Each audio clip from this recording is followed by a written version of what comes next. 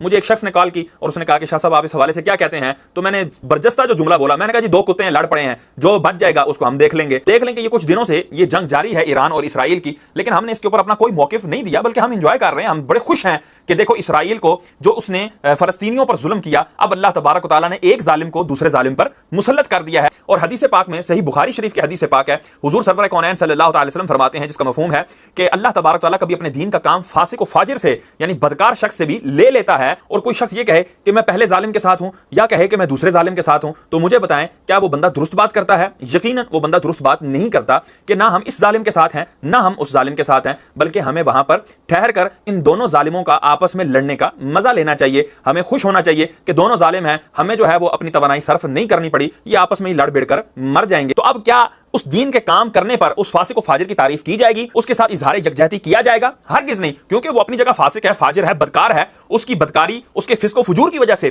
ہم اس سے بھی تعلق نہیں رکھیں گے، لیکن جو دین کا کام ہو گیا ہم اس سے خوش ضرور ہوں گے کہ دین کا کام ہو گیا۔ دین کے کام ہونے پر ہمیں خوشی کیوں نہ ہوگی؟ بالکل خوشی ہوگی، لیکن ہم اظہار یکجہتی نہیں کریں گے۔ تو اگر شیعہ اٹھ کر یہ کام کر رہے ہیں تو اس میں ان کے ساتھ جو ہے وہ اس انداز کی جو ہے وہ یکجہتی کا اعلان کرنا کہ بالکل ایمان و کفر کا جو ہے وہ اختلاط ہو جائے اور جو ہے ایمان و کفر کی جھپیاں ڈلوا دی جائیں، تو یہ کہاں کا انصاف ہے؟ کوئی شخص امام حسین کی محبت میں اور قاتلان حسین کے سزا کی خوشی میں کیا یہ کہہ سکتا ہے کہ میں مختار سقفی کے ساتھ ہوں، میں جی مختار سقفی کے جو ہے نا وہ قبر پر جاؤں گا، فاتحہ کروں گا معاذ اللہ، اور اس طرح کی باتیں کر سکتا ہے؟ تو وہ یہی کہے گا مختار سقفی بھی مردود تھا اور قاتلان امام حسین بھی جو ہے وہ مردود تھے، یہ بھی ظالم تھا وہ بھی ظالم تھے، تو اللہ تعالیٰ نے ایک ظالم کو دوسرے ظالموں کے اوپر مسلط کر دیا۔ تو یہاں سے بھی ہمارا موقف بالکل واضح ہے، اس میں کوئی دو رائے نہیں کہ ایران نے اسرائیل پر حملہ کیا تو ایران فسق و فجور سے بھرا ہوا اور شیعت کے ساتھ ارتداد کے ساتھ بھرا ہوا ہے، تو ان کے لوگوں کا اسرائیلیوں پر حملہ کرنا۔ مجھے ایک شخص نے کال کی اور اس نے کہا کہ شاہ صاحب آپ اس حوالے سے کیا کہتے ہیں؟ تو میں نے برجستہ جو جملہ بولا، میں نے کہا جی دو کتے ہیں لڑ پڑے ہیں، جو بچ جائے گا اس کو ہم دیکھ لیں گے۔ کیا آپ پر فرض تھا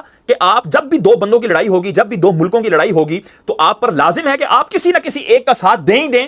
کیا آپ پر یہ قرآن نے لازم کیا، حدیث نے لازم کیا، اجماع صحابہ نے لازم کیا، اجماع امت نے لازم کیا؟ یہ کہاں سے فرض آپ نے سمجھ لیا؟ یہ کہاں کا واجب آپ نے سمجھ لیا؟ یہ کہاں سے آپ نے بات گھڑ لی کہ بھائی ایک کا ساتھ دینا ہی دینا ہے، لہٰذا اگر تم شیعوں کا ساتھ نہیں دے سکتے تو پھر آپ اس یہودی نتنیاہو کا ساتھ دے دو؟ تو بھائی کیا لازم ہے کسی ایک کا ساتھ دینا؟ قرآن تو کہہ رہا ہے کہ یہ ہم نے ایک ظالم کو دوسرے ظالم پر مسلط کر دیا ہے۔ اور فضیل بن عیاض کا میں نے کال پڑھ کے سنایا، وہ فرماتے ہیں کہ بالکل بیٹھ کر تماشا دیکھو کہ یہ کس طرح آپس میں ظالم لڑ رہے ہیں۔ اگر اس گھر کی معرفت کے لیے علم شرط ہوتا تو میرے مولا حسین علیہ السلام کی شہادت کے لیے اس وقت کے جو مفتیان تھے انہوں نے فتویٰ دیا تھا۔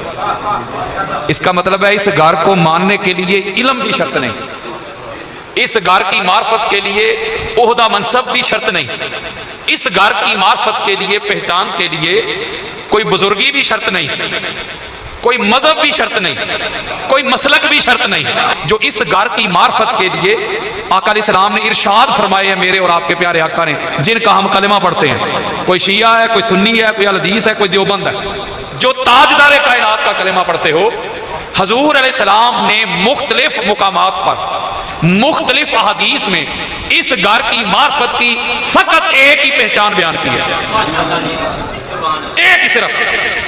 مختلف احادیث کو میں جمع کروں تو اس کا مفہوم میں آپ کی محبتوں کی نظر کرنا چاہتا ہوں۔ شیعہ سنی سے ہٹ کر بغیر کسی مسلک کا لیبل لگائے، بغیر کسی مسلک کی پہچان اپنے سر پہ سجائے، میں دنیا بھر میں دعوت دے رہا ہوں لوگوں کو، دعوت اللہ و الی الرسول، قرآن اور مصطفیٰ کے فرمان کی طرف لوگوں کو بلاتا ہوں۔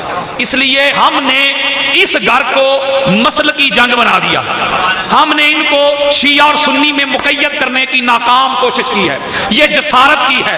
50 سے زائد احادیث کا مفہوم ہے میرے بزرگوں، میرے دوستوں، میرے بیٹوں، میری بیٹیوں، میری بازیوں، میرے آقا نے اس گھر کو ماننے کے لیے شیعہ ہونا شرط نہیں لگائی، سنی ہونا بھی ضروری نہیں، اہل حدیث ہونا بھی ضروری نہیں، دیوبند ہونا بھی ضروری نہیں، حاجی صاحب ہونا بھی ضروری نہیں، علامہ مفتی ہونا بھی ضروری نہیں، صاحب علم و دانش ہونا بھی ضروری نہیں، کوئی بہت بڑا عہدہ منصب بھی ضروری نہیں۔ اس گھر کو ماننے کی، اس گھر کی معرفت کی، اس گھر کی پہچان کی ایک ہی ریزن ہے، وجہ ہے، ایک ہی صفت ہے، ایک ہی خصلت ہے، جس میں یہ پائی جائے۔ اس کا مذہب نہ تلاش کرو، اس کا مسلک نہ تلاش کرو، اس کا عہدہ نہ تلاش کرو۔ کیا میرے آقا نے فرمایا میری اہل بیت کو ماننے کی ایک ہی شرط ہے؟ جی آقا، میرے آقا نے فرمایا ماں کا نیک ہونا ضروری ہے، باپ کا ایک ہونا ضروری ہے۔ یہ حدیث مصطفیٰ ہے. ماں کا کردار نیک ہونا, ہوئے ہوئے ہوئے نہیں سمجھے یار, ذرا جاگنا ہے آپ نے.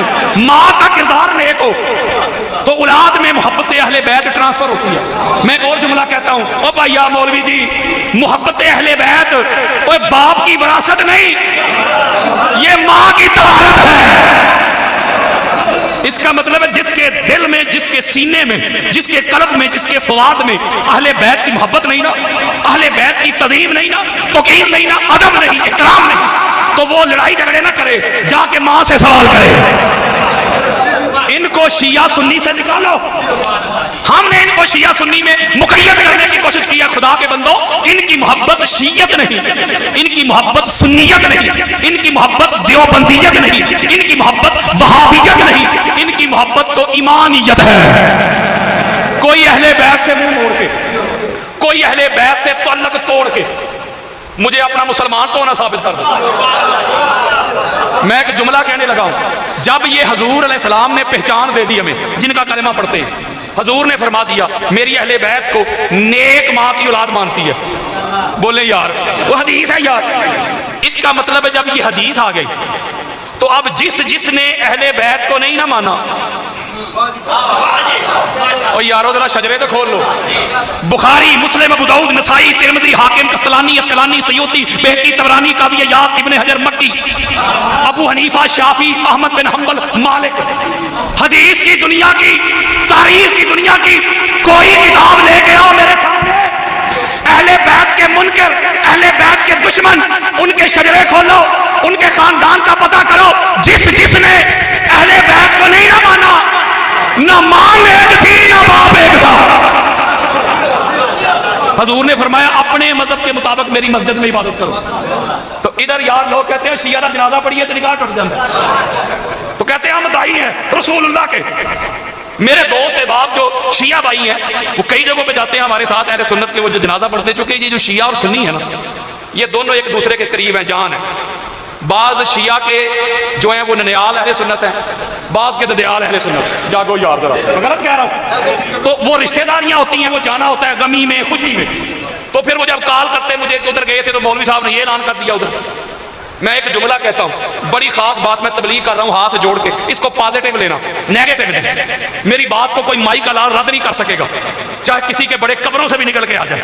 میں بڑی خاص بات دینے لگا ہوں. وہ کہتے ہیں کہ نکاح اس لیے ٹوٹتا ہے شیعہ کی نماز جنازہ ادا کرنے سے, یہ صحابہ کے گستاخ ہیں. میں ایک سوال کرتا ہوں سیدھا سا, کوئی مشکل نہیں, مقام اور مرتبہ صحابہ کا زیادہ ہے کہ یا رسول اللہ کا؟ ذرا بولو یار. حضور کا. بات خدا بزرگ تو یہ قصہ مختصر, حضور صاحب سے افضل والا ہے, بولے نا یار.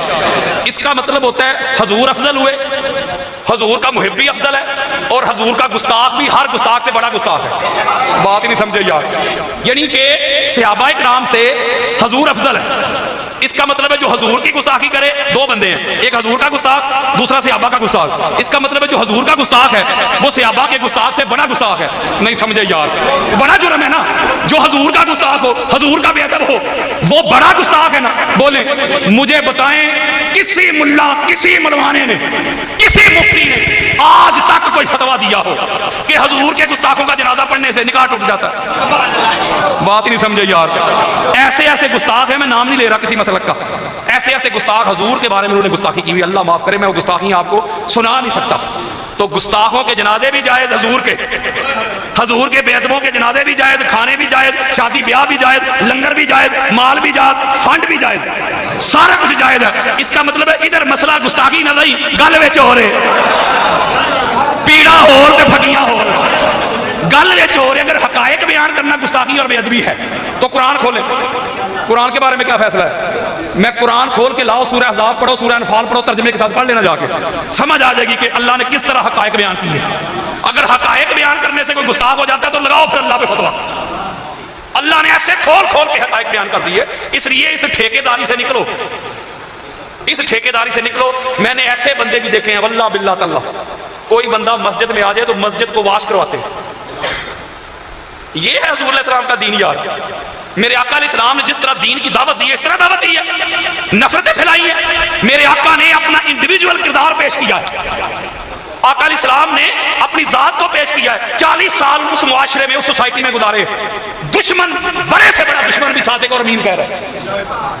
اس لیے اگر ہم خود کو رسول اللہ کے غلام کہیں تو یار اس طرح کی باتیں کریں. اس گھر کو کسی مسلک کے ساتھ نہ جوڑو. ان کے بغیر کوئی بندہ صاحب ایمان نہیں ہو سکتا. مجھے جو سمجھ آئی ہے نا، ساری رات میں نے کتب حدیث کا مطالعہ کیا ہے، اس میں گوتے لگائے ہیں، میں نے جام پی ہیں حضور کے فرمان کے. مجھے جو سمجھ آئی ہے یہ جو کچھ ہو رہا ہے نا، یہ فقط شیعہ کی ضد میں ہو رہا ہے. نہیں بات سمجھے؟ شیعہ کی ضد میں یار لوگ اپنے ایمان کا بیڑا گرک کر رہے ہیں. شیعہ کی ضد میں. وہ اللہ کے بندو، اس گھر کو شیعت کے ساتھ نہ جوڑو، اس گھر کو شیعت کے ساتھ منسوب نہ کرو.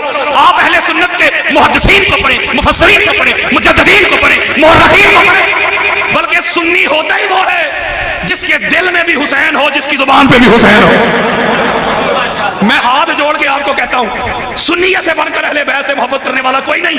اگر کوئی آپ کو نام نہاد سو کارڈ کوئی سنیت کا ٹھیکیدار ملے اور محبت اہل بیت نہ ملے تو یہ نہ سوچنا کہ سنیت یہ کرتی ہے، وہ اس بندے کا کردار ہے. آپ نے سنیت کے بارے میں رائے قائم کرنی ہو تو سنیت کو پڑھنا.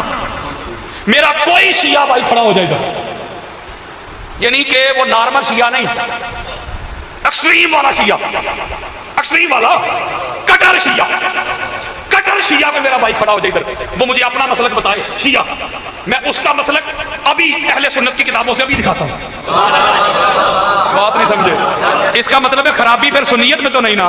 بولو یار، سنیت کو پیش کرنے والے جو ہیں، سنیت کے جو ریپریزنٹر ہیں، جو اس کو ریپریزنٹ کرتے ہیں، اس کا مطلب ہے وہ اس کا چہرہ مسخ کر کے وہ لوگوں کے سامنے سنیت کا چہرہ مسخ کر کے پیش کرتے ہیں، جس کی وجہ سے جو اہل بیت سے محبت کرنے والے ہیں، جو محب ہیں اہل بیت کے، ان کے دل میں میل آتی ہے سنیت کے بارے میں. میں ہاتھ جوڑ کے کہتا ہوں، سنیت کے بارے میں میل نہ لانا. سنیت کے بارے میں رائے قائم کرنے سے پہلے سنیت کو پڑھنا. اور جب میں دوسرے اسٹیج پہ ہوتا ہوں، ان کو بھی ایک پیغام دیتا ہوں، ان کو بھی کہتا ہوں آپ نے جب شیعت کے بارے میں رائے قائم کرنی ہو تو کسی شیعہ کو دیکھ کے قائم نہ کرے رائے کہ شیعہ ایسے ہوتے ہیں. شیعت کو پڑھیں، فقہ کو پڑھیں. جب آپ سنیت کو پڑھیں گے، جب آپ شیعت کو پڑھیں گے، دونوں پڑھنے والوں کو ایک بات میری ضرور سمجھ میں آئے گی کہ خرابی نہ سنیت میں، مسئلہ نہ